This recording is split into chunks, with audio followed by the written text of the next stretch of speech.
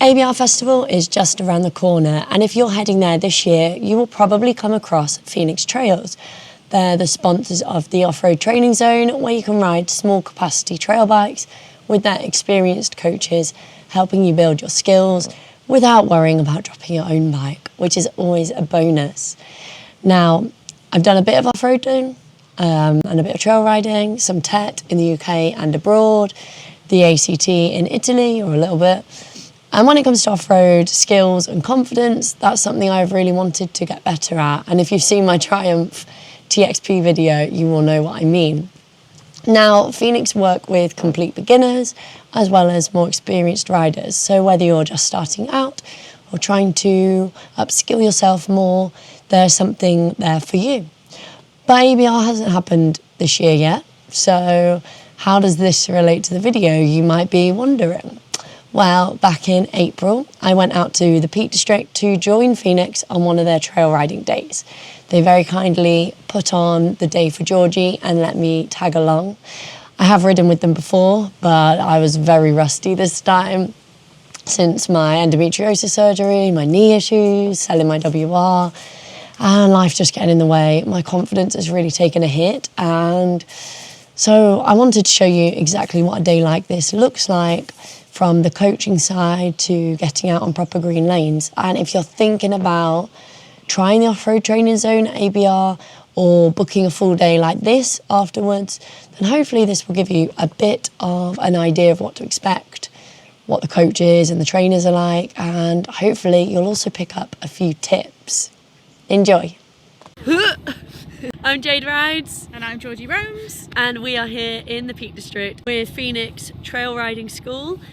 So come and join us. Hopefully you'll pick up some tips as well. I think we're starting off with, we're going to a quarry just to pick up some skills so they can judge where we're at. And then we'll hopefully learn some more things and practice.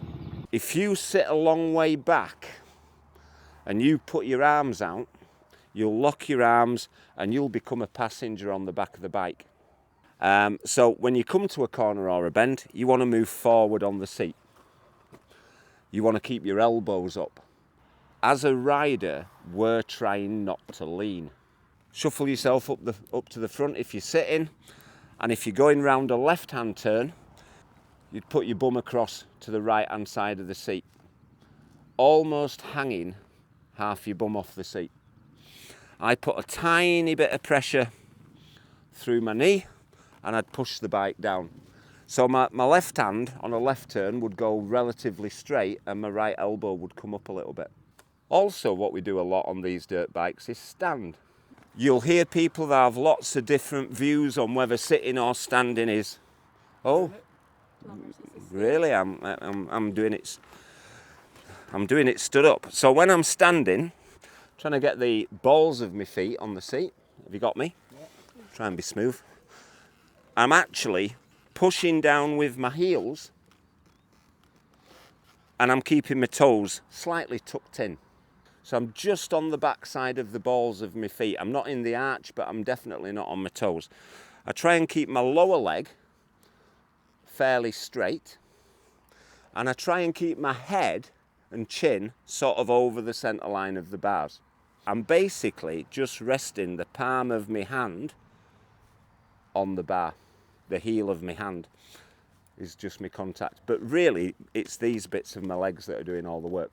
I also, if I'm cornering, counterbalance to the outside. So if I was going to the left, I'd counterbalance to the right. If I'm going to the right, counterbalance to the left. A little bit of...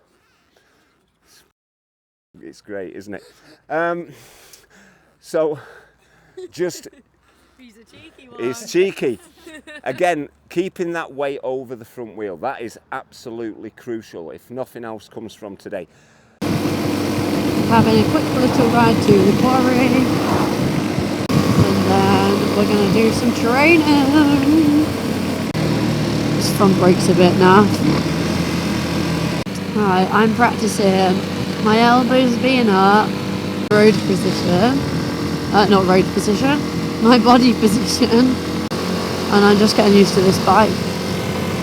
I think we're going to just have a little pull up here. You're doing it! Woo! Oh my god, where's the side stand at? It's okay, so it's really high. There you go. Just let it drop. Just kind of a ride around here and do the seating position first of all. Just trying to get your weight up forward. Yeah. See if you can get these arms up high. Yeah. It is tiring, and slowly you let your elbows drop. Yeah. And then you start losing a bit of control. But, Not really. and just practice that technique. And then once I've got your weight up forward and everything, we'll talk about cornering again. And once we've done the cornering, we'll have a go at standing up, and you'll see how much easier it is. Okay. One of the downsides of standing up is when I sit down and I do that transitioning, because my legs are getting tired, I plonk all my weight at the back of the bike. Yeah. So once you've sat down, if you're still on the dirt, just shuffle your way along that seat again. So we're going to practice having elbows up. Oh no, I'm in like Pete. I'm in Pete. Other way? I can't, the moss is too much. Ah! Oh, too much push, too much push. Okay, so I'm practiced sitting up at the front, elbows up. We did that for a little while, and then it was time to go and practice what we'd been doing on some more trails, not just going around in loops. It's actually really good just going right back to basics and just slowing everything down and just doing it really easily. So basically just look up the trail, because anything that's closer than what you're looking up there, the bike can just deal with.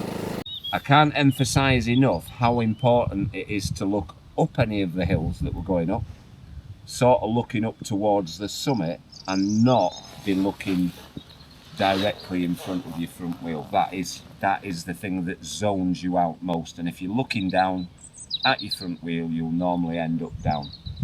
If you're standing, keep your weight up, keep it well forward. So head over there, at least over the handlebar, and if you're accelerating a little bit, push yourself a little bit more forward. Those elbows up and forward as well. Let the bike do all the work. Does that sound okay, Georgie? As I say, you can sit or stand on it, but actually probably more comfortable standing on this one. And you know what it looks like, 'cause you've done it the other week. So Okay, let's do this. Okay, let's go.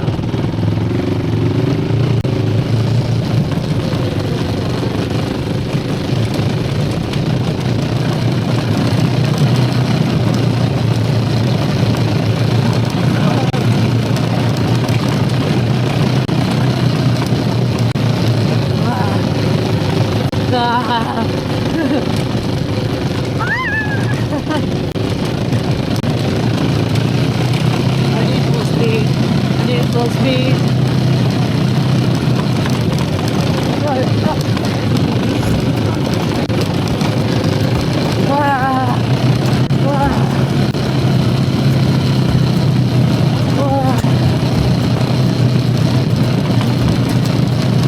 Okay, I got it.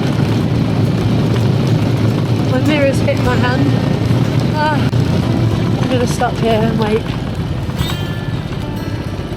Oh my gosh, that was easier than going on the van. That was a lot easier than being on the van.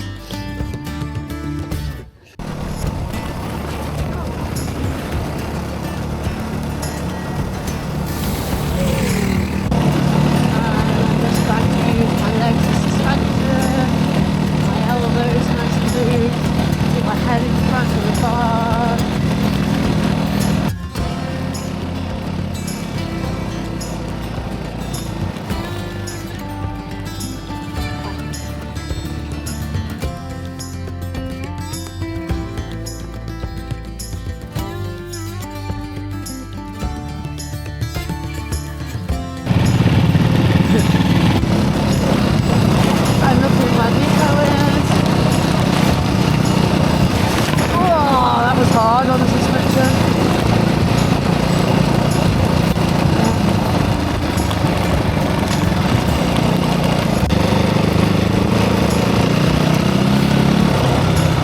a broken gate. You could be the princess now. Most of them are bigger than a Cadbury's cream egg. Right. A lot of them are the size of a proper Easter egg. That sort of size. They're not that, they're more rounded than that. They're sort of... A death trap is what you're trying to tell me. No, you can try it in segments because there's two options to bail out of it. There's a bailout at the top of it that you can go take the road and go down the road. If you pick a really good line, if you're looking really well ahead, if you're nice and relaxed on the bike, it will move about a bit. So I move my feet out a little bit on the pegs. Yeah. So I'm not tight, I'm not gripping it tight, and I relax and I expect it to move about and bobble about a little bit. 15-20 mile an hour is a good speed to go down here. If you're anything less than 10, it feels like you're hitting... It's hard. It's hard. The trick here is never look any closer than the second puddle. You know, there's some puddles up there. Yeah. So the bigger, the second roundish puddle, that's about as close to the front of the bike as you want to look. You want to be looking there, into the distance, there, into the distance. Wow. Pretty. I am just going to go for it.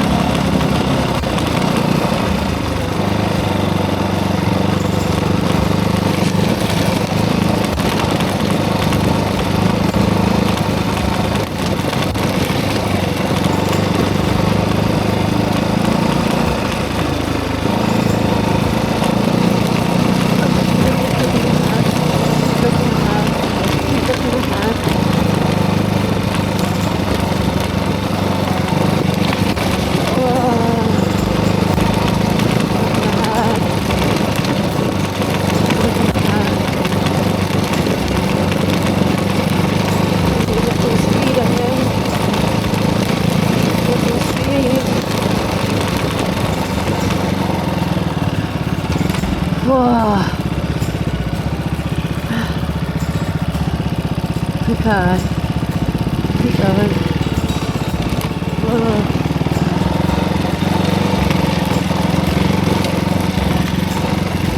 I need a bit more speed because I'm being hard for myself. Okay.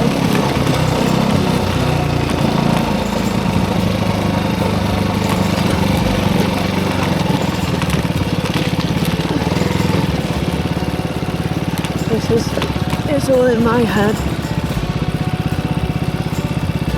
Okay. This is where it gets a bit scary.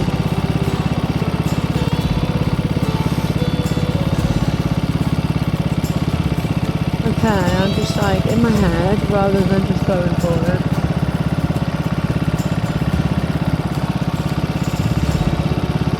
Okay.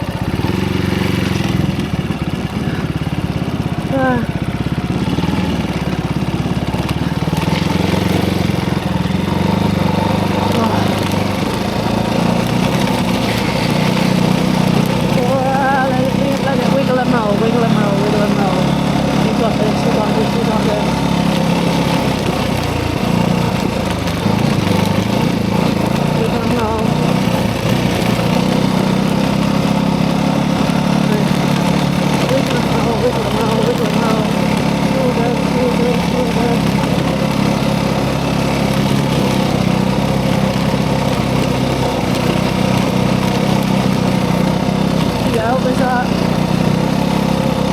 Elbows up.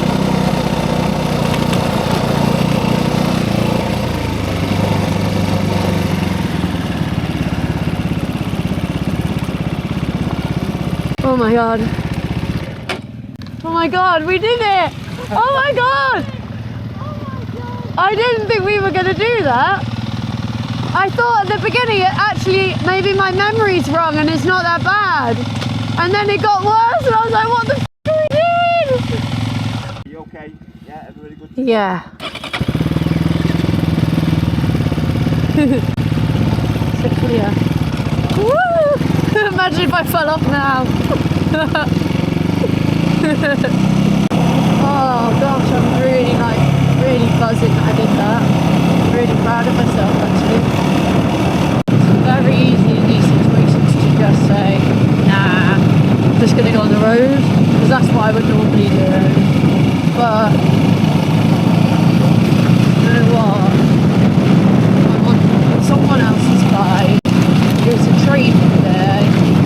What's the point in sticking to my comfort zone? It's all about pushing boundaries and you know, on my own bike I wouldn't do that, but on this it's a lot lighter. When I have the no guards in the car, so why not?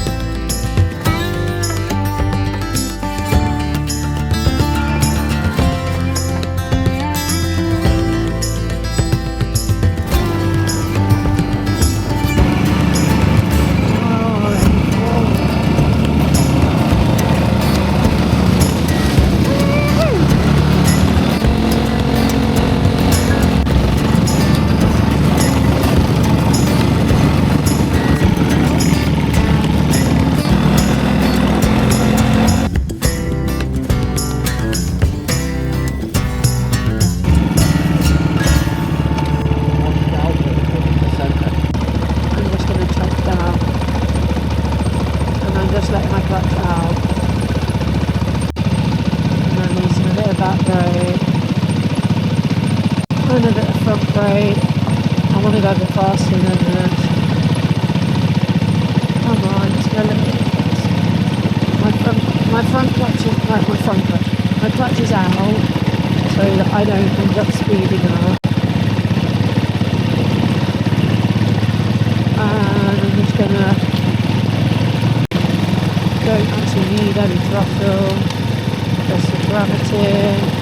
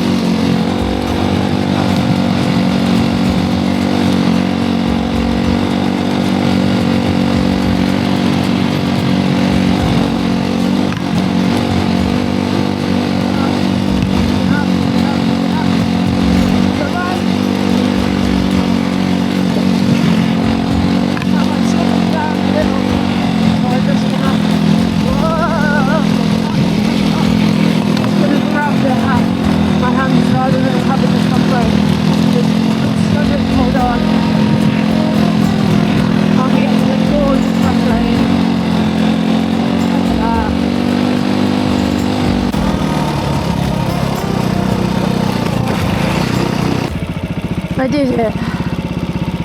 Wasn't that pretty, but I got up. I'll just wait for Georgie. And then I'll carry on. Yeah! Woo! Woohoo!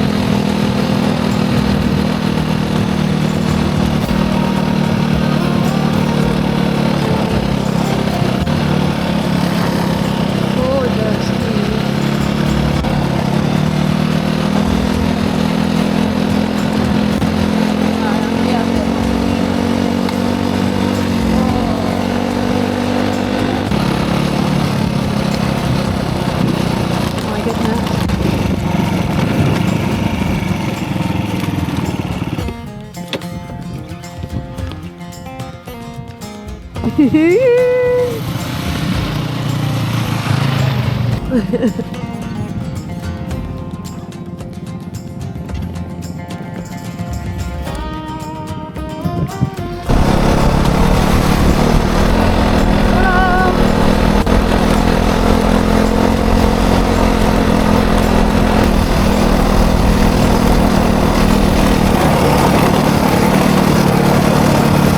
just saying to go steadily. There's you get a lot of people down here. And you get a lot of sheep as well. Sorry, little baby lamb.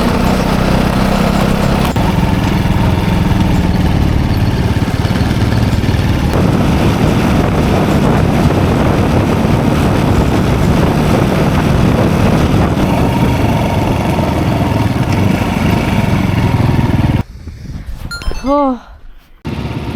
Go, go, go! You going in front, Georgie? Thank you. You want me in front? Okay. She just likes looking at my bum. You're fine. So we'll be fine.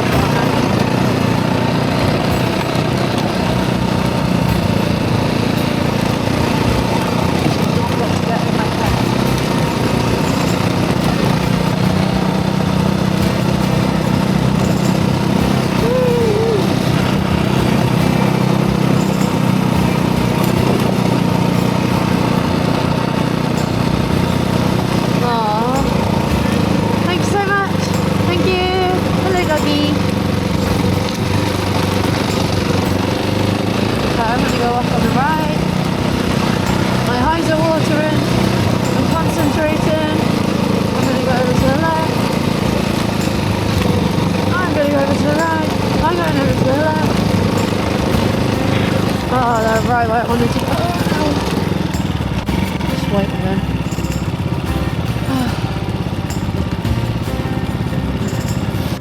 Whoa.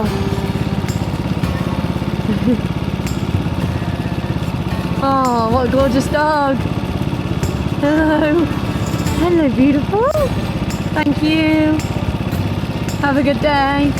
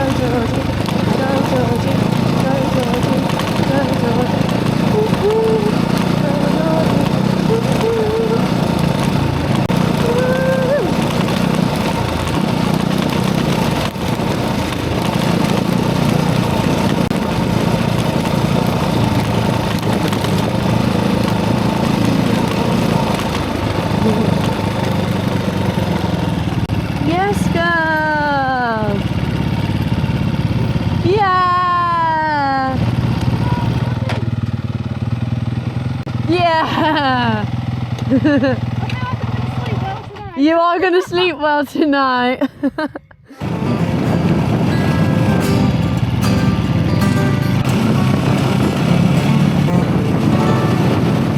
Right, so it's been a while since I last went off-roading. Yeah, over a year, I would say, yeah. Yeah, it's been a bit nerve-wracking, but I feel like today I learnt more in just a few hours of riding with your coaching than if I went off riding for a month.